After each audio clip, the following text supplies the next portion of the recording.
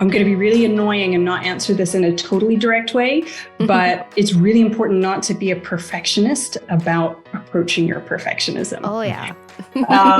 And sort of thinking, I have to be perfectly kind of like mindful and this has to not matter to me and I have to be perfectly internally motivated. And that's not realistic. Welcome to the 59th episode of the Struggling Scientist podcast. We are a podcast by scientists, for scientists, anyone science adjacent, and perhaps even hobbyists. My name is Suzanne, and I'm here with my co-host Jayron. Hi. The topic for today's episode is perfectionism. And while this is usually a positive trait in job interviews, it can also lead to some real problems during your scientific journey, and can cause procrastination, impostor syndrome, and overall lack of progress. We are going to talk with Kate All, a psychotherapist who works specifically with academics, scientists, and other analytically minded knowledge workers about perfectionism and its drawbacks.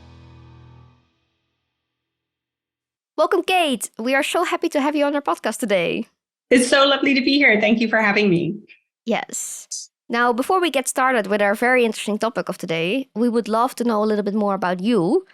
Could you introduce yourself a little to our listeners? Who are you? Where are you from? What is your expertise? And do you have any interesting or weird hobbies?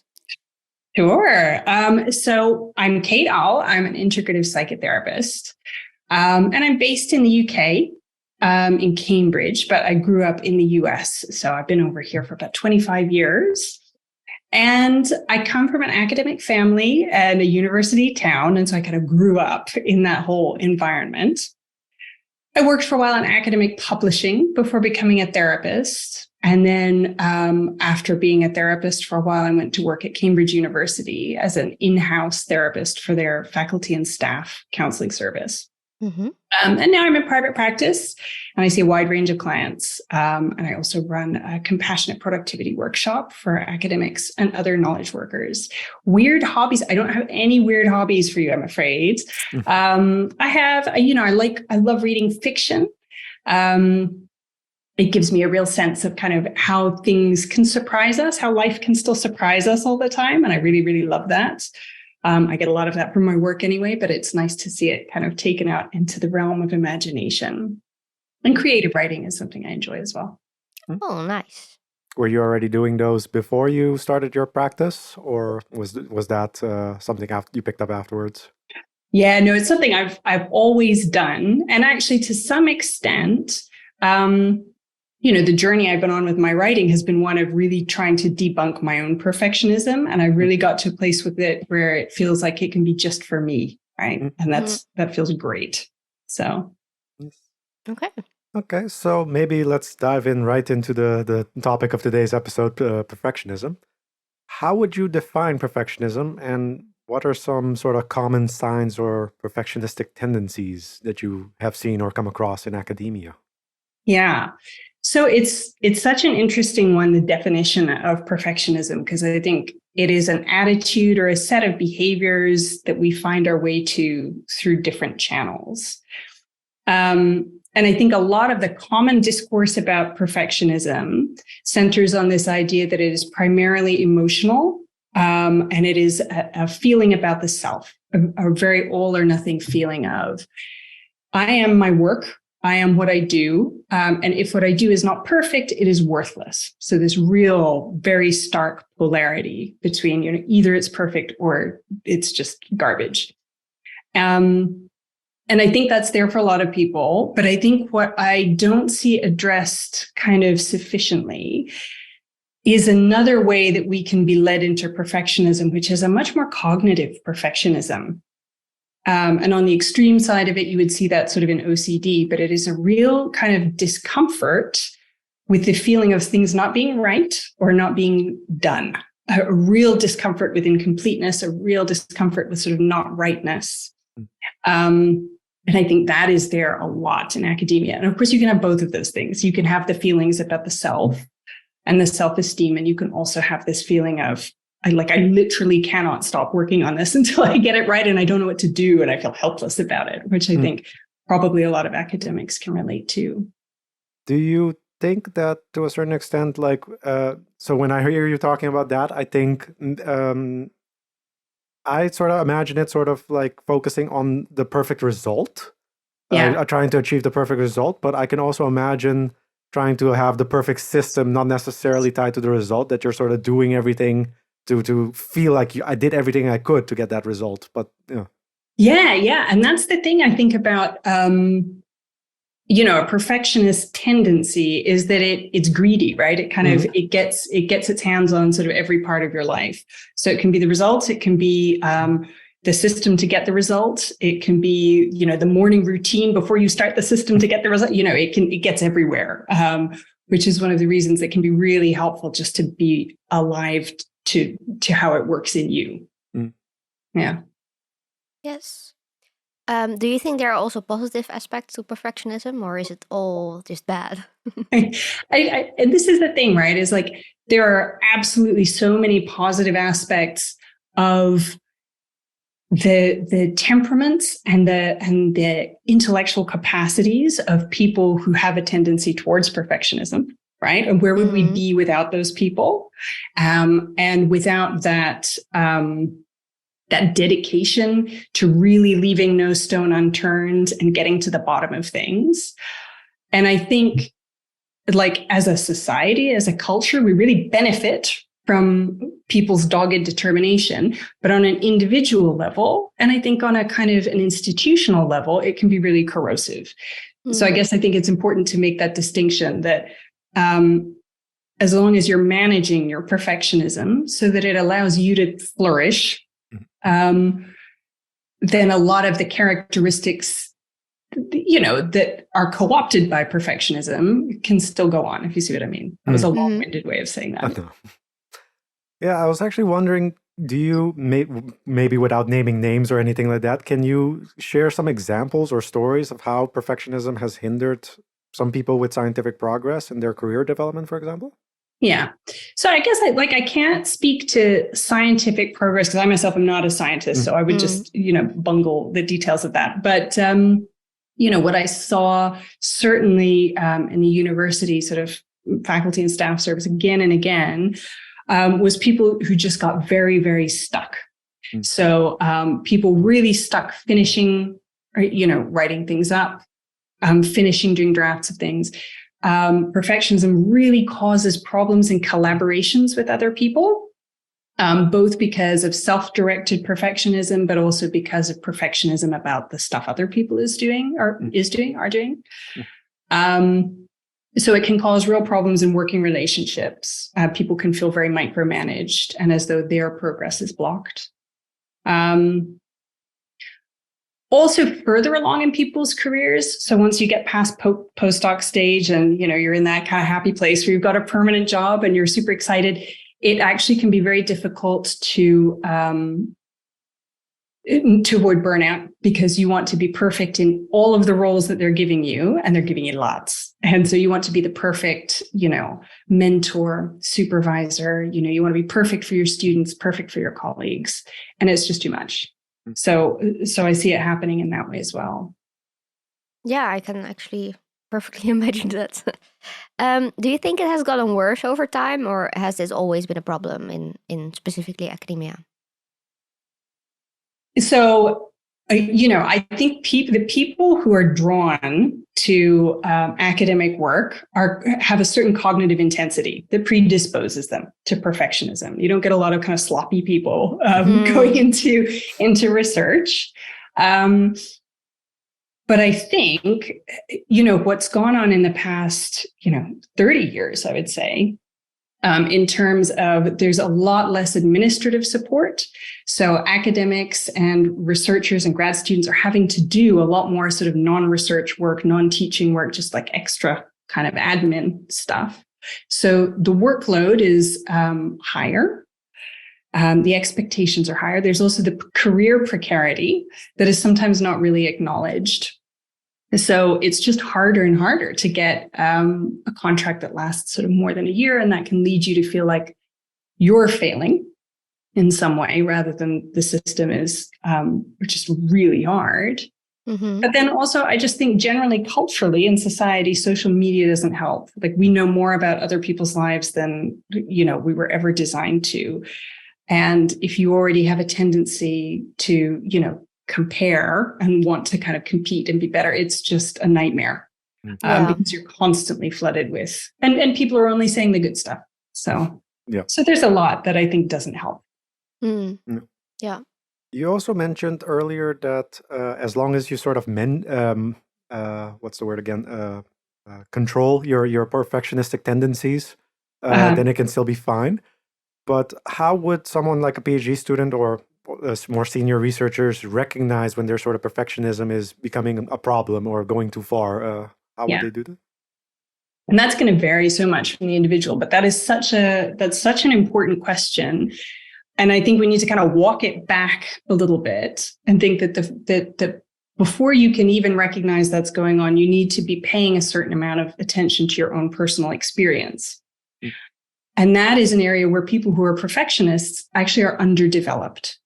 So people who are perfectionists are looking for the next set of criteria to meet and exceed. And the focus is on that. And there is an underdeveloped focus on yourself and your own experience. And this is one of the biggest problems with perfectionism, is that sometimes people get to the end of all the achievements they wanted and they have no idea what they enjoy or, what feels good to them. And so I would say that, the first step in managing your perfectionism is to sort of find a mercenary streak in yourself. Ask yourself a question of like, what is in this for me? Why am I doing this? Does this feel good? And if you're not able to find that, that might be a sense that you have kind of abandoned yourself in the quest for meeting other people's standards. So I think that's a helpful question to keep returning to, is like, what's in this for me? Like, why am I doing this? Do I enjoy this? What do I enjoy about this? Rather than trying to be for others all the time. I think, signs, I'll go back to answering your actual question, which was, how do you know if this is happening? Your friends are telling you, your family are telling you, your supervisor's telling you. That's like, you have to listen to that. And when people are deep in perfectionism, they very often say, no, like, you don't understand. I have to be perfect. You got to listen when people are telling you it's a problem. If it's affecting your physical health, if it's affecting your eating, your sleeping, if you're edging into sort of serious, mental unwellness, that's a problem. But also when you're not able to find any sense of what you would like, that's when it's getting its hooks in. Yeah. I was also wondering, so is it often to do with that perfectionism is more externally motivated, that you're trying to hit all these goals, the next thing in front of you, the from PhD student to postdoc to professor, versus the fact that, like, if you're a researcher, for example, that you just want to do great research, that's more, more internally motivated versus the next title, for example. Yeah, exactly. And I think that's such a good point, and that's such a good thing to pick out, is that sometimes people end up doing PhDs and doing postdocs because people keep suggesting it to them. And they haven't had a point in their lives where anyone in the educational system or their family or their community has encouraged them to think about what they like, or what they want, or what interests them. And that's one of the reasons that self-interest is underdeveloped, is because, we've been groomed to some extent by the educational system to just sort of keep jumping through the hoops. Yeah. Okay. Are there any strategies or techniques that you can recommend that individuals can use to overcome perfectionist tendencies and perhaps embrace progress instead? Maybe some mindfulness practices or self-compassion exercises. What would you recommend? Yeah. So, and this is going to depend like so much on the individual person. And I think I'm going to be really annoying and not answer this in a totally direct way, but it's really important not to be a perfectionist about approaching your perfectionism. Oh, yeah. And sort of thinking, I have to be perfectly kind of like mindful, and this has to not matter to me, and I have to be perfectly internally motivated. And that's not realistic. So I guess I would say, going back again to this sense of what's in it for me, is a really helpful one. If you're really stuck for something, try to, and maybe that is going back, actually, Jayron, like you were saying, to finding your internal motivation. And it doesn't need to be a pure love of scientific progress. It can be like, I want to get this done. So I cannot be doing this anymore. And that's like a totally valid aim. I think another technique is just to remember that you don't have to be cognitively intensely focused on something all the time, that background processing happens when you're doing something else. And just keeping that in mind, that sometimes stepping away from something means that you can come back to it with more in the tank, and you're not just banging your head against a wall when you're running on empty. Self-compassion is a really difficult one, because I think perfectionists need to approach that obliquely. It doesn't come easily for perfectionists, because they think of themselves often as sort of objects or machines, and that compassion is a threat. So you have to kind of come at it sneakily. And I think sometimes just remembering, people will often go to affirmations, because they think, if I program myself to believe that I am enough, I will feel it. And you're smarter than that, unfortunately. And if the affirmation is too far from what your belief is, then it's just not going to take. But a really helpful one might be, I am my body and the life within it, because you can't really argue with that. But recentering yourself into that can sometimes help. All right. So you also mentioned earlier that your friends, your family will tell you that you might have these perfectionistic tendencies. But how can individuals sort of bring that up, or try to help and support you in that sense, to understand that you have these perfectionistic tendencies? So if I really care for someone and they're perfectionistic, and they that is getting their making them struggle a little bit with their academic career, how can I sort of bring it up in a way that's not judgmental, or as a conflict, if you will? Yeah. And again, that depends on your relationship with the person. But sometimes it's helpful just to bring it up super directly. We can never control how something we say is received. So sometimes just saying it as straight as possible, as factually as possible, is helpful. And sometimes, if you're saying this to someone who is very analytically minded, give them a call to action. Give them an instruction or a question. Something that invites a response from them, so that it doesn't feel like just an observation you're making about them, but that there might be something that they can do in response. Okay. Now, you also mentioned that the environment has changed a lot, and that had some effects. How do you think the institutions and academic advisors can create an environment that promotes healthy striving instead of perfectionism? This is, now I'm going to get on my soapbox. I mean, this is a really tricky one, because perfectionism is a kind of an intergenerational problem within most universities and other kind of knowledge industries. So you're going to have a lot of people sort of at the top of the hierarchy who have unexamined perfectionism, and they just imagine that that's how life needs to be lived, and that's how everyone needs to live it. And this can create pockets of like real dysfunction in universities. So on a university level, I think the absolute most important thing to do is really take bullying seriously, which may sound unrelated, but it's kind of shocking how much bullying goes on at universities. And it's shocking how toothless universities are sometimes in kind of really dealing with it. But I think that's like the single most important thing to do is, give real consequences to people, either administrators or researchers or whatever in university, who are behaving really inappropriately, and make sure that is enforced across the board. Yes. Do you think supervisors of a group, or PIs or professors themselves, could also do something to, in their group, make it a healthy environment for their PhD students and their postdocs? I think, modeling the fact that mistakes are part of learning, that mistakes are part of science. I mean, they're particularly part of science, right? I mean,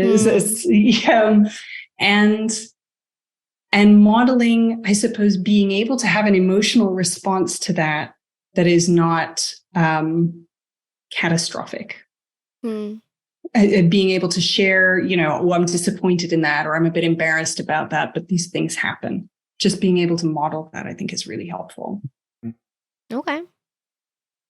So maybe to supply our listeners with some more resources, are there any resources or books or tools that you can recommend for further exploration on perfectionism for them to identify this in themselves or others? Yeah. So there's someone who's not a scientist. She's a philosophy professor in the States, and she has a podcast called The Academic Imperfectionist, which is brilliant. Her name is Rebecca Roach, but you can find her podcast at just The Academic Imperfectionist. And that's just such a helpful reminder of what all academics are going to be struggling with, anyone who's producing work that gets scrutinized by other people. There's a wonderful book, and again, it's not by a scientist, but I think it's really, really helpful for anyone who's doing any kind of academic work that needs to be written up. And it's by Jolie Jensen, Jolijensen, and it's called Write No Matter What. So that's write, WRITE, no matter what.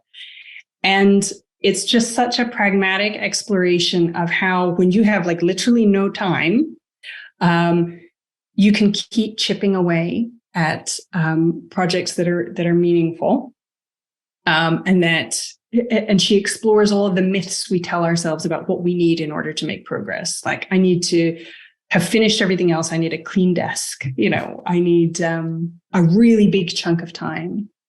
But she also describes, and I think is really helpful, how to work with our own sudden lack of interest in something, when you suddenly just lose all ability to want to do your work, and how to sort of rekindle it. So I think that's a great book. Eric Meisel's book, Why Smart People Hurt, is also really, really helpful. And it's not specifically about perfectionism, but it's about all of the stuff that often goes with it. Okay. Yeah. Yes, we'll definitely check some of them out. Yeah. Well, that was already the last of our questions. Thank you so much for talking with us today about these very interesting topics, and we really loved having you in the podcast. If people would like to find you or follow a workshop that you give, can they best find you? So they can best find me on my website, which is kateallconsulting.com. Periodically, I have some therapy slots available, but mainly I'm doing sort of workshops at the moment because I'm full up with my therapy. But yeah, you can find me there. Okay, cool. Yes. For our listeners, if you have any questions, suggestions, comments, you can reach us via our website, thestrugglingscientist.com. You can also check out our website for some really cool science-inspired merch and to sign up for our awesome Journal of the Struggling Scientist, aka our newsletter. And if you have joined this episode, then please leave us a rating on Spotify or Apple Podcasts, as it really helps us grow. And you can follow us on social media. Jayron, which ones are those again? Twitter, Instagram, LinkedIn, Facebook, and YouTube. Yes. Thank you so much for listening, and we hope to see you all next time. Bye. Bye. Bye.